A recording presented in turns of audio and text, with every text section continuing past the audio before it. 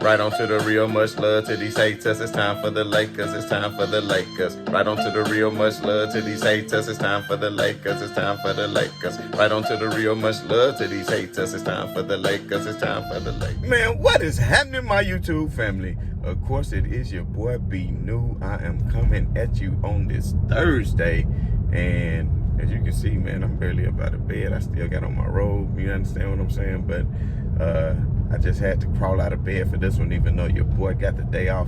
I had to crawl out of bed for this one so I can go ahead and break down this game for everybody. And as we all know, first and foremost, as always, positive vibrations out to everybody. But as we all know, the Memphis Grizzlies took on the Los Angeles Lakers on yesterday. The Lakers traveled to Memphis on the second night of a back-to-back, having beaten the Houston Rockets on the night before to take on the Memphis Grizzlies.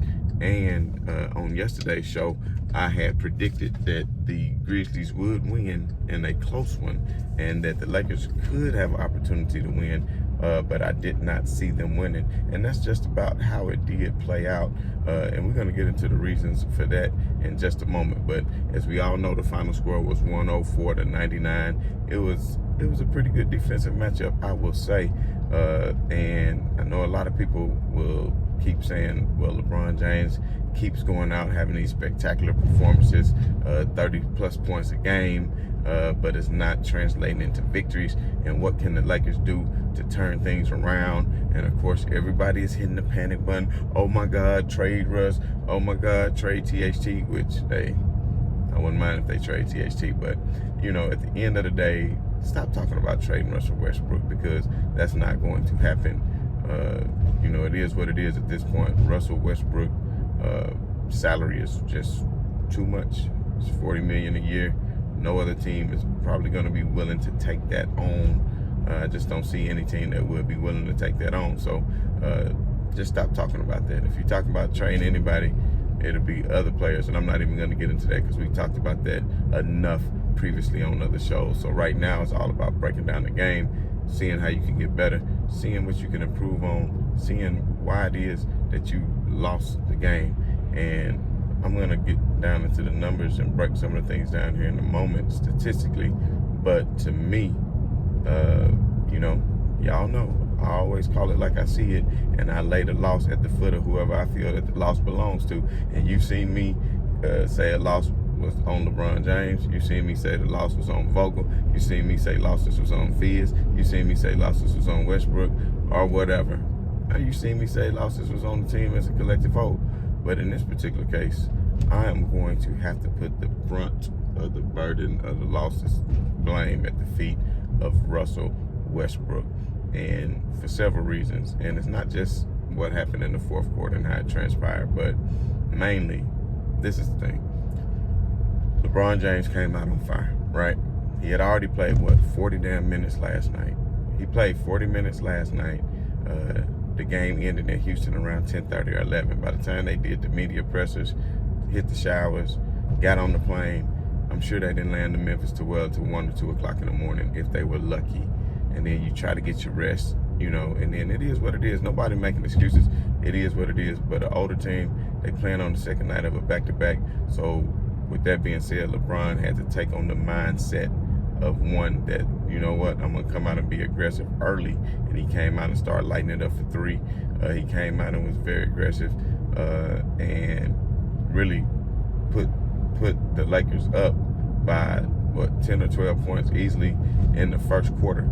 And I started to say, you know what, I'm seeing the ball movement that I expected without AD being there. Just like on yesterday's show, I said the Lakers without Anthony Davis have more crisp ball movement. They make the extra pass, they get open shots, and it seems like they're starting to execute better, especially with putting Malik Monk in the starting lineup and putting THT on the bench the way they should have been doing, which that's really what also helped them get that lead. But what the turning point of the game, let me tell you what the turning point of the game, can you guess? I wonder if anybody agree with me who really watched the game, because you have things in the game, to me, it's kind of like a movie, you know. All games play out I'm not saying it's scripted or anything, but I'm saying it's kind of like you got your climax of the movie, you got your turning point, you got your, whatever. But at the end of the day, it was the third quarter, right?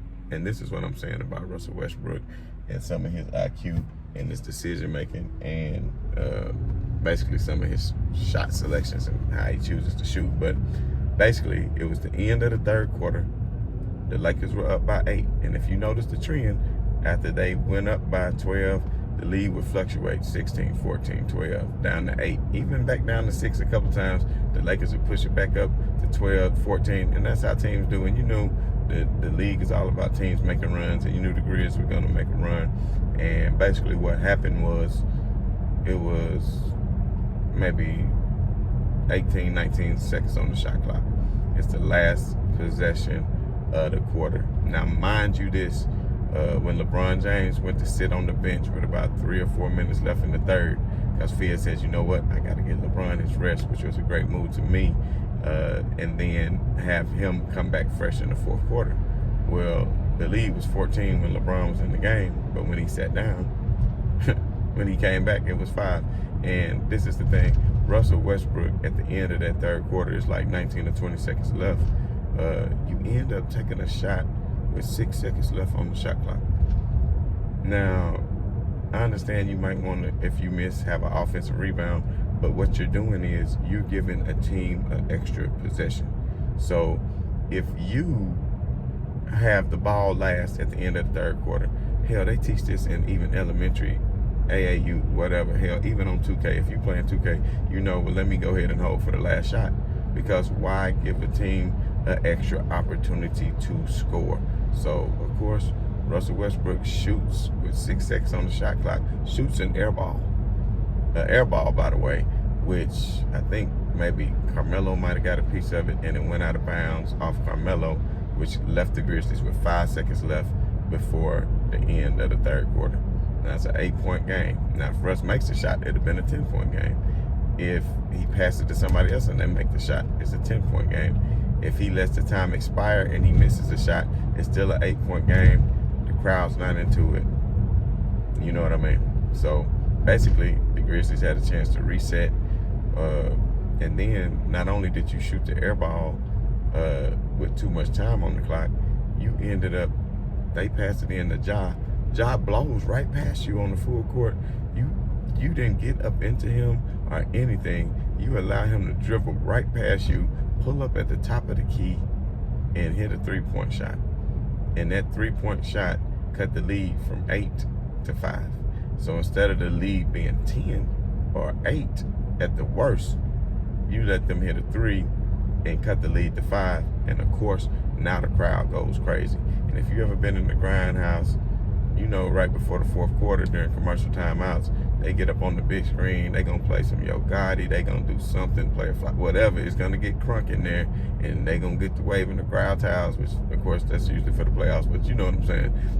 They gonna say, make some noise for those Memphis Grizzlies, and that's exactly what they did. And I already knew when Ja hit that 3, I said, oh shit, they cut it to 5. I said, there go Russ doing this dumb stuff. And you can see LeBron's face on the bench just looking like, damn, it was just up by 14 before I sat down. Like, damn, I've been doing this for so long. I'm 37. Do I still have to carry such a load? Do I still have to carry such a load? And then we all know what happened in the fourth quarter. Just, the Grizz went on their run. They took the lead by 1. Kind of went back and forth. The Lakers regained the lead for a minute, but then the Grizzlies took the lead back over. And once the Grizzlies took the lead back over, they pretty much sealed it. But they pushed it up to 7 because Russ missing layups. Even had a chance when the Lakers were only down by 3. They had a chance to where they could have cut it to 1, and they were on a fast break. And Russ is going. And it's just him and Ja back in transition. All he has to do is either draw the foul and get to the line, which hell, he might probably miss both the damn free throws, but he would have had, all he had to do was finish at the rim. But you went up like you want to dunk, but then you change your mind like you want to lay up. Like, do you know what you're doing? And that would have cut it to 1. And if you cut that to 1, that puts a lot of pressure on them. But by you missing and them having a 3, then they come back down and hit again. And the reason why you was in that situation, because LeBron passing it to everybody, trying to get people involved. Then he had to take the onus on himself. He took a Steph Curry with the shot three from Steph Curry range and hit the three. So you say you're not clutch, but they down by 6 with 2 minutes, and LeBron pull up from way out there and hit the three to cut it down, right? But on the last possession, I just want to, before I get into any other numbers and some other things I took away from the game, I did want to go over that last possession. And y'all forgive me because I done got caught at this damn train, so it's really irritating me, but I hope you can hear me, so let me just kind of speak up over it. What I'm trying to say is there was a lot of things within that fourth quarter that really led to the Lakers losing that game. And the 16 points that they scored in the fourth quarter, they came out and scored 30 in the first, 24 in the second, 29 in the third, and then just to come out and score only 16 in the fourth.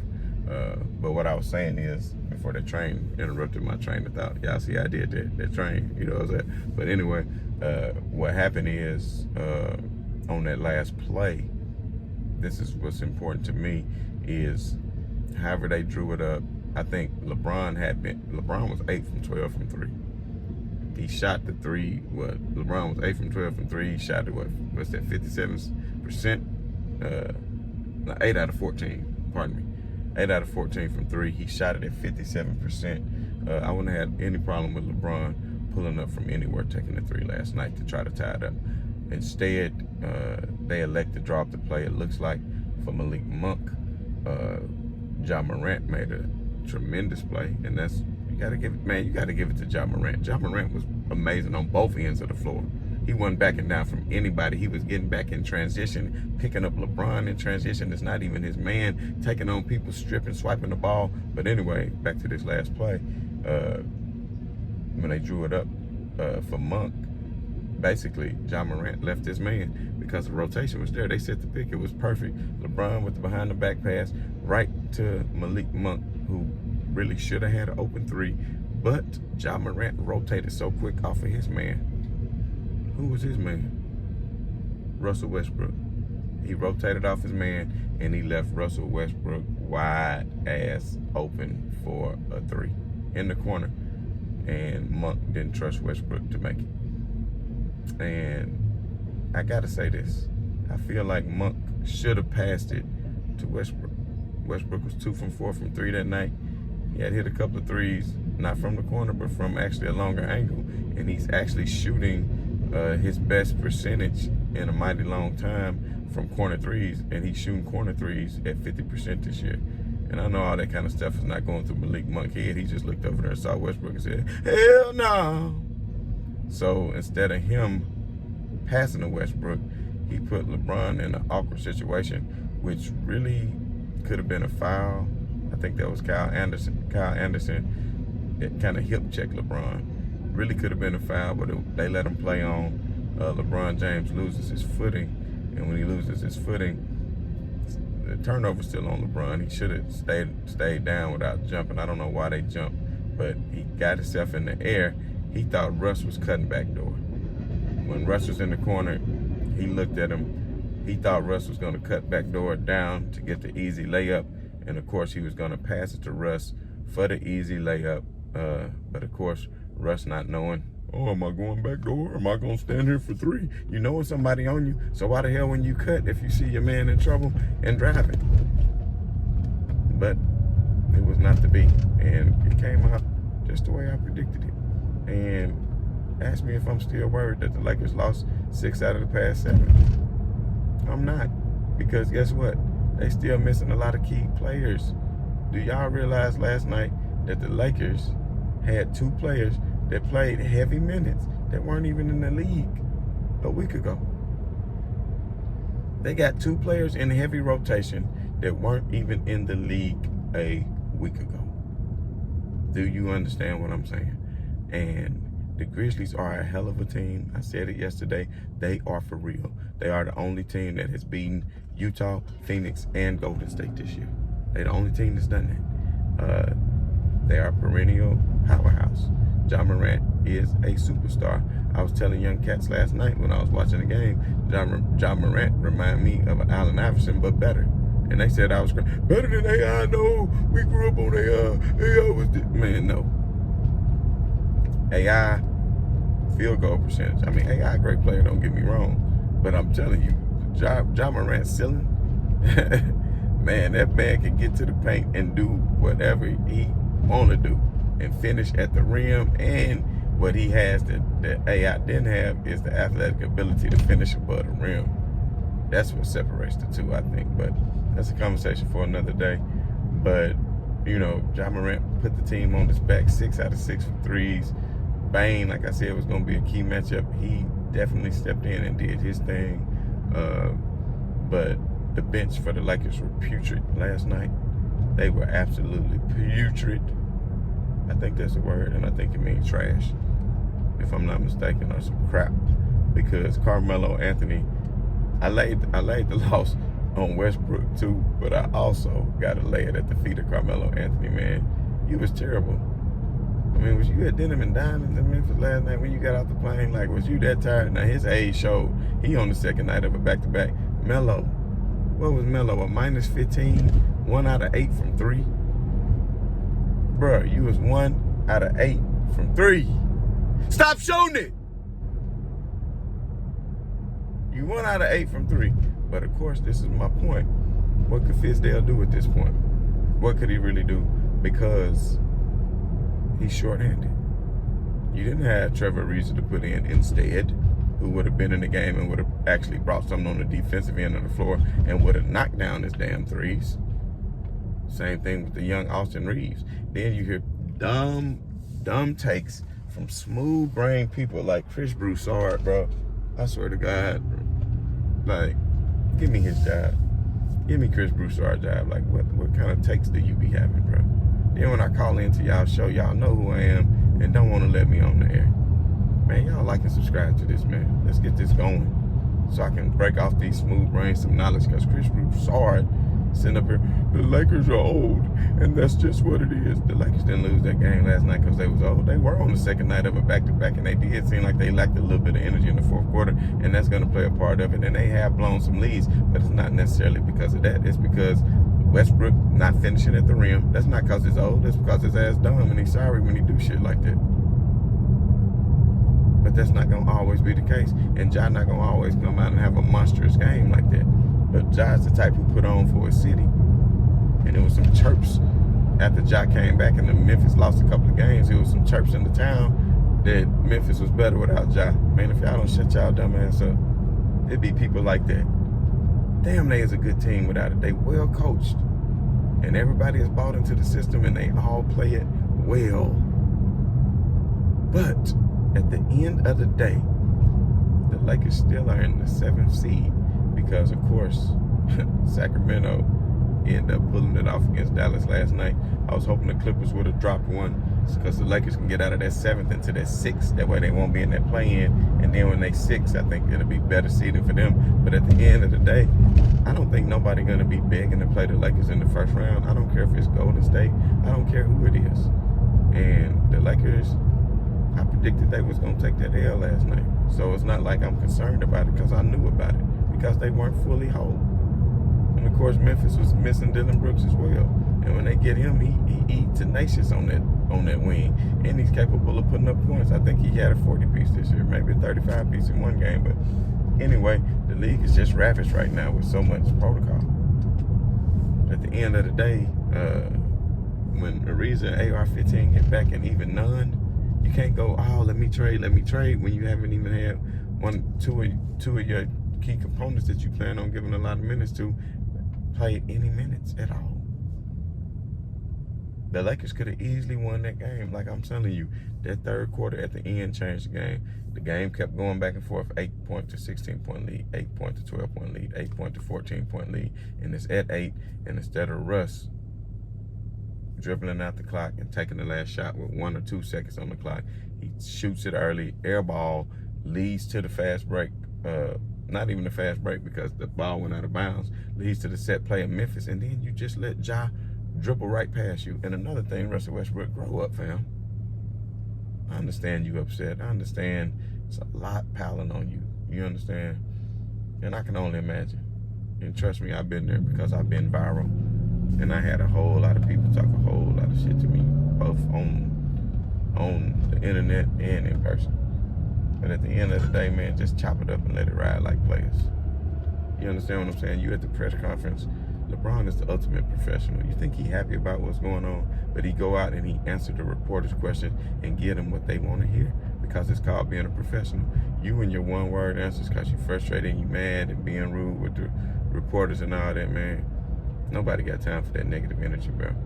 That shit reverberate in the locker room. Come out and take responsibility for what part you played in the losses. Stop saying it is what it is and this and that. Nobody want to hear that. Nobody want to hear that. So I understand that you're frustrated, and I get that. But don't be like my youngest son, or like a little grandbaby or something like that, man. Just, you know, take ownership for what you're doing. But as far as the game is concerned, the Lakers shot out, and I gotta point this out, y'all, because like I said, with that hip check, could have been a call on LeBron.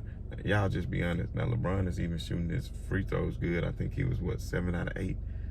What was LeBron on free throws last night? 6 out of 8 from free throw, if I'm not mistaken. If I'm not mistaken, LeBron might have been the only person who took free throws last night for the Lakers. I'm gonna have to go back and look that up. But the Lakers only got 8 free throws for the game. The Grizzlies got 29 free throws for the game. Now, I know they were being aggressive, but damn, it was a lot of times in which Lakers saying, I got fouled. They go into the hole, they getting hit.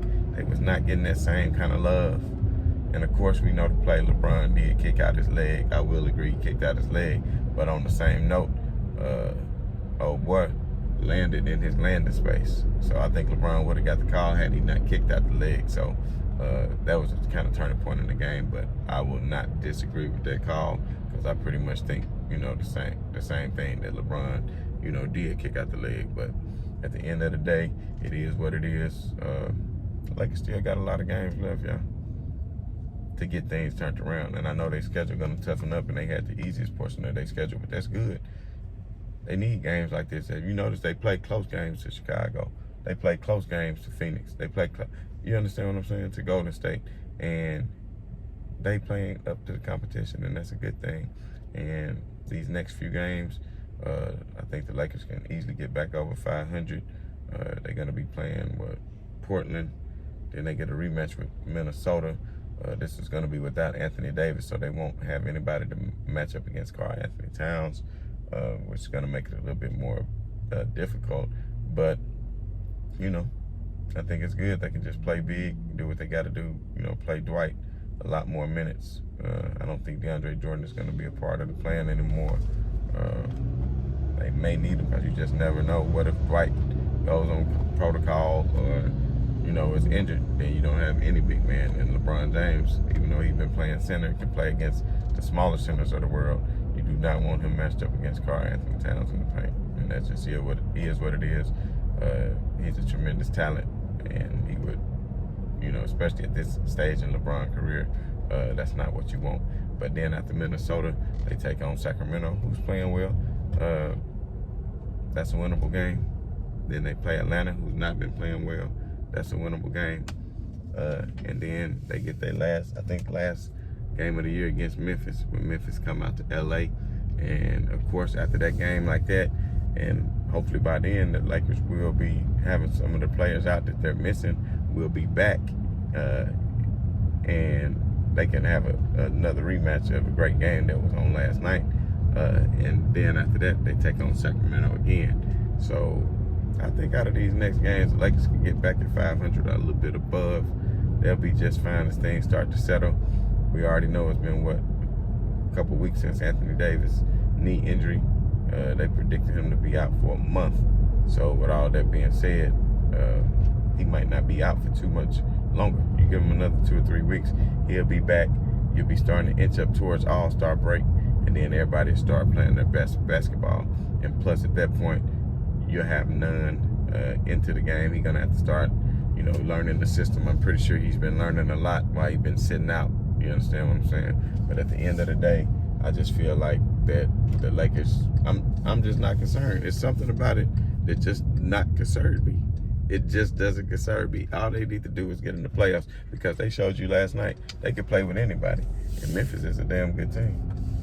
Memphis is a good team. And I'm telling you, Memphis gonna mess around. Might be able to pray, don't be a street. You understand what I'm saying? I'm just telling you, they're a good team and they well coached.